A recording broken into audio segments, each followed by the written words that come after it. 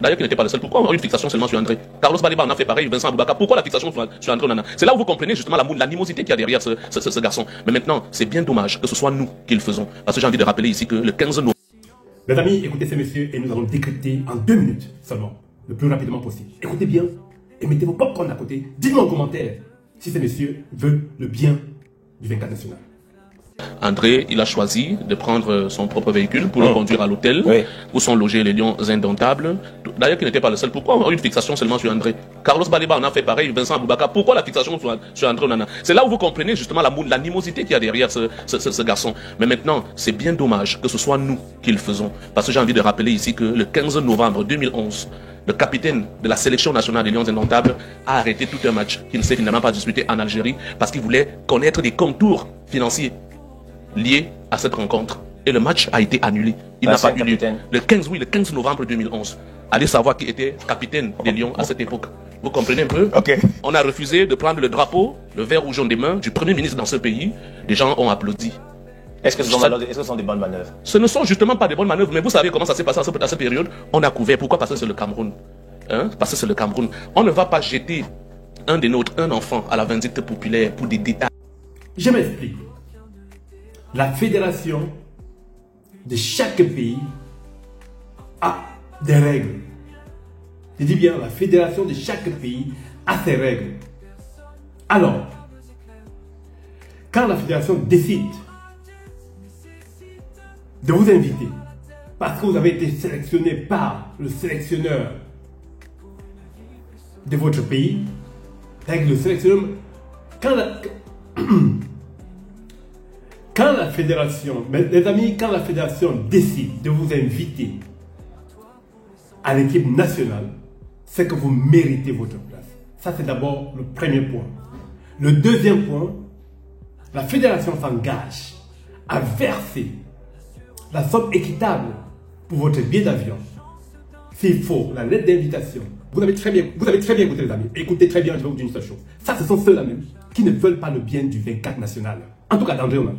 Ce sont ceux-là qui sont autour de lui, qui tirent ces garçons vers le bas. C'est qui sont en train de l'écraser à petit feu. Qui font semblant de l'aimer. Ils font semblant de le défendre. Alors que là où il faut vraiment le défendre, ils ne le font pas. Je prends un exemple très court. Quand Manchester a un match, est-ce qu'on a déjà vu ce monsieur faire un fan club André Onana? Non. Mais quand il faut venir faire la visibilité sur les plateaux de télé et acheter la sympathie du 24 national pour se bourrer les poches, oui, ils sont capables de tout faire. Selon vous, mes frères, mes sœurs, dites-moi en commentaire si il s'est bien comporté. Je m'explique. La fédération de chaque pays a des règles. Je dis bien, la fédération de chaque pays a ses règles. Mes amis, quand la fédération décide de vous inviter à l'équipe nationale, c'est que vous méritez votre place. Ça, c'est d'abord le premier point. Le deuxième point, la fédération s'engage à verser la somme équitable pour votre billet d'avion. S'il faut, la lettre d'invitation, il va s'engager pour tout jusqu'à ce que vous ayez le visa pour la sortie pour le Cameroun. Et vous n'arrivez pas à l'aéroport, vous prenez le véhicule pour aller chez vos parents, dire bonjour, ou chez vos mamans, dire bonjour. Non.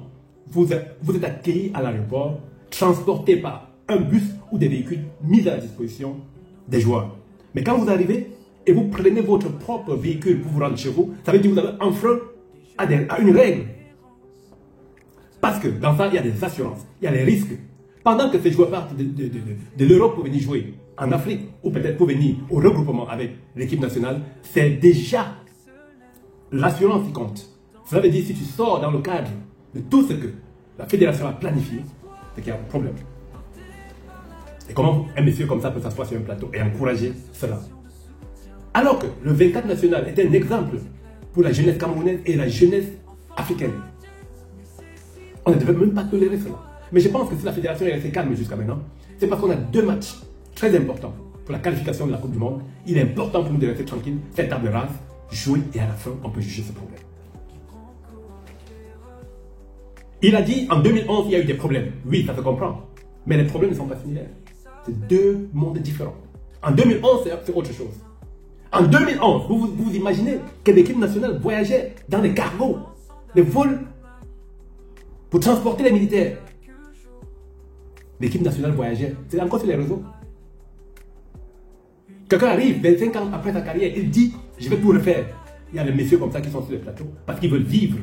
Ils font tout pour vouloir tourner la veste, pour vouloir noircir le visage de Samuel Eto'o. La haine viscérale que ce monsieur a envers le président de l'Africa Foot, il démontre cela sur le plateau. Et en plus, pendant qu'il démontre, il est en train d'enfoncer le 24 national. Parce que, je ne peux pas vous mentir, rien ne va plus depuis pratiquement 2 ans chez notre gardien numéro 1. En temps normal, il devait être au banc. Il était en temps normal, on devait le convoquer. Il arrive, il s'entraîne. On met le gardien qui évolue dans une équipe qui est compétitive. Il n'a pas débuté la saison. Il a débuté la saison d'une très mauvaise manière. Une équipe de 4e division, Colombe des Amériques. Colombe de Djerlebo. On compare cette équipe à Colombe de Djerlebo. C'est juste parce qu'ils sont en Angleterre. S'il faut bien regarder, Colombe de Djerlebo est plus puissant que cette équipe. Et on se retrouve que des personnes lui disent que ce garçon a gaffé. Ils disent non. On fait les comparaisons. Ok, je prends un exemple qui est simple, les amis. Donc, en 2011, il y a eu un incident. On a refusé de prendre le drapeau. On a stoppé le match pour vouloir avoir des informations sur la gestion des choses. Oui. Donc, en 2027, lui aussi, il arrive. Il fait ce qu'il va faire. Quand il va arrêter sa carrière dans 10 ans, pardon, 10 ans. 10 ans même, c'est beaucoup. Il a quel âge aujourd'hui? Quand il va arrêter sa carrière dans 6 ans ou dans 7 ans, ce sont ces mêmes gens-là qui vont se retourner contre lui, ou d'autres vont renaître sur les plateaux pour pouvoir noircir le visage du 24 national.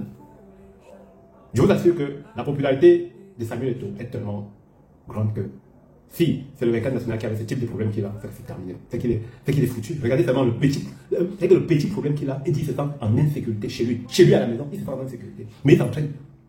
Il ne prend pas le véhicule déposé à sa disposition, mais il porte les maillots Fortine et il va entrer dans le bus demain pour aller jouer les matchs.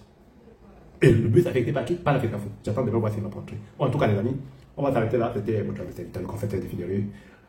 Votre coach sportif, dans ma bad, mais qui a tout son épée pour survivre. N'oubliez pas de me suivre rapidement en direct toute cette semaine jusqu'à vendredi, à partir de 18h, de 19h, pardon, 18h, heure d'Afrique centrale, 19h, heure Europe, live sur ma page TikTok de 25 000 abonnés, GB Sport Canal. Coupé!